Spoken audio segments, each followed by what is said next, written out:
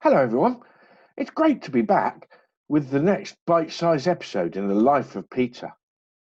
Today, we're going to look at a few more instances in Peter's life to see how he learned from his experiences of living with Jesus. Just before he was crucified, Jesus was having dinner with his disciples.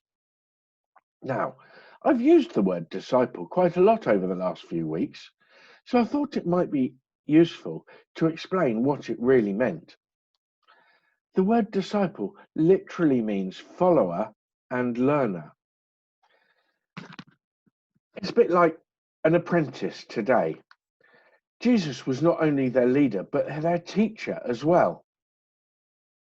Anyway, this meal became known as the Last Supper, and it was the time when Jesus introduced communion. During the meal, Jesus got up and took off his outer clothing. This was significant because in those days, servants didn't wear outer clothing when they were serving. And Jesus was signifying here that he was a servant. Jesus took a large bowl and filled it with water.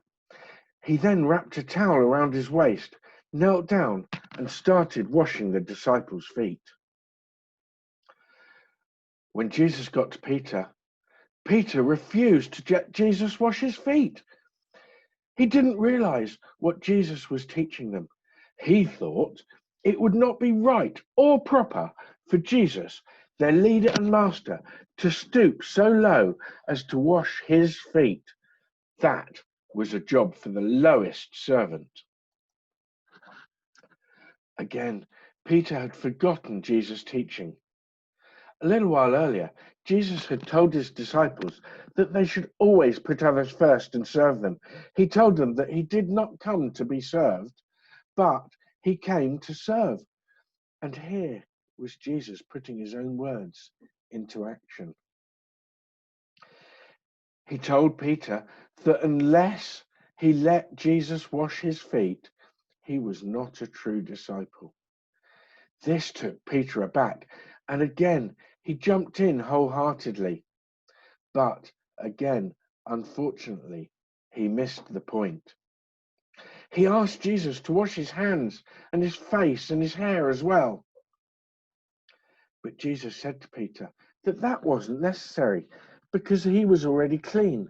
You see, in Israel, it was really hot and dusty, and people only wore sandals on their feet. So when they walked around, their feet got dirty, but the rest of them was okay. It was like Jesus was saying here that Peter was already clean because he believed in Jesus. But he still had loads of things to learn.